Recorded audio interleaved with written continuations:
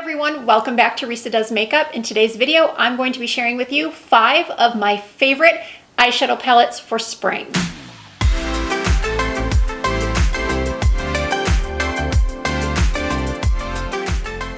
We're in the month of April, so hopefully where you live, it's starting to feel at least a little bit spring-like. If not, maybe just watching this video will get you in a cheerful springtime mood. I say that knowing full well how difficult it is for a lot of us to feel cheerful right now with everything that's going on in the world. But I have a real passion for beauty and makeup, and it helps to take my mind off of things when I sit down and just spend this time with you all, sharing that passion, talking about things like the best spring eyeshadow palettes.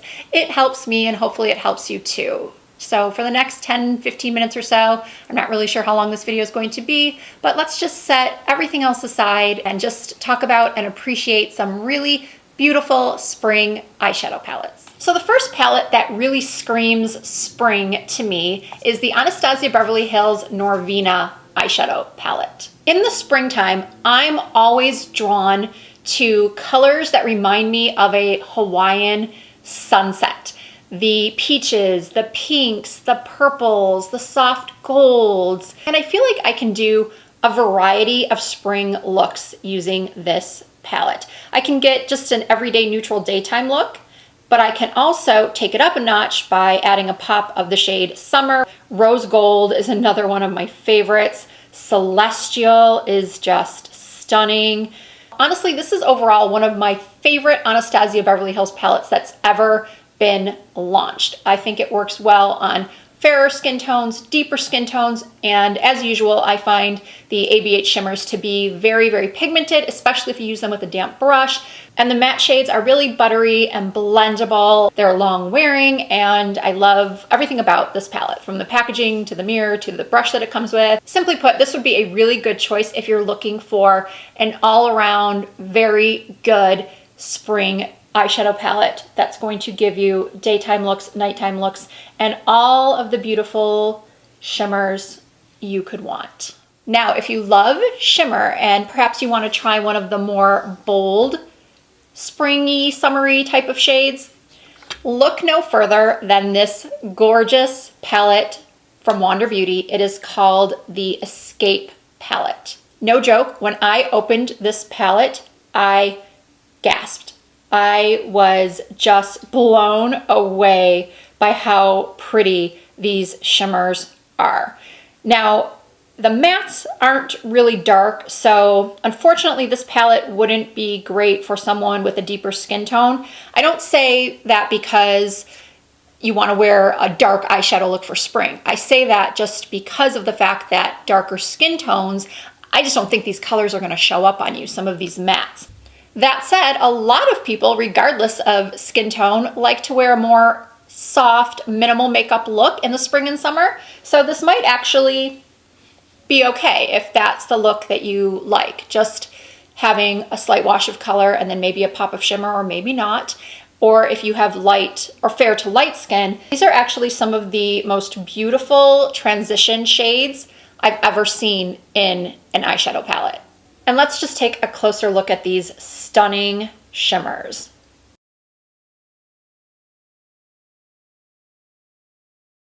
Now, I'm sure those of you that know me well are probably thinking she's never going to wear that beautiful sea glass turquoise color, because I very rarely wear those type of colors on my eyes. But I'm promising you right here, right now, that you are going to see me using this color sometime very soon. Before I move on to the next palette, I do want to say that I feel like Wander Beauty is one of the more underrated brands. I haven't loved everything that I've tried, but for the most part, a lot of their products are very, very good, and I don't think that they get the credit they deserve for being as good as they are. All right, palette number 3 is from Colourpop. It is the Blush Crush eyeshadow palette.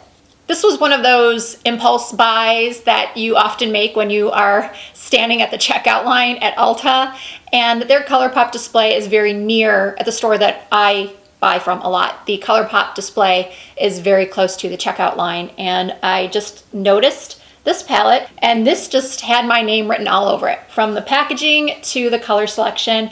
And I find these palettes to be very nice quality, especially for the price.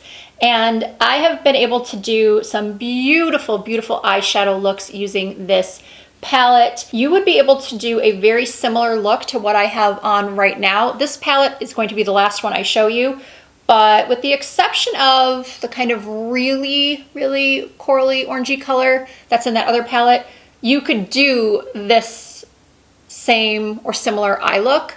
And sometimes I'll just reach for this palette to use the shade Lovesick under my brow and this shade Pop a Bottle as a little bit of sparkle on the center of my lid. So even if I don't use this whole palette, I reach for it a lot just for those two shades.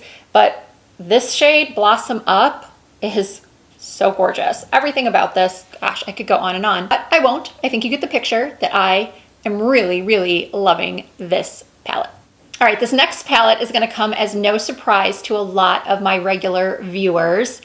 Actually, now that I think about it, I talk about the other two palettes in this range a lot more often than I talk about this one, which is the BH Cosmetics Hangin' in Hawaii 16 color shadow palette. I talk about Beautiful in Barcelona a lot and Love in London, but this one is another palette that just screams spring to me. You know that description I gave at the beginning of this video about loving Hawaiian sunsets and the colors in the Hawaiian sunset?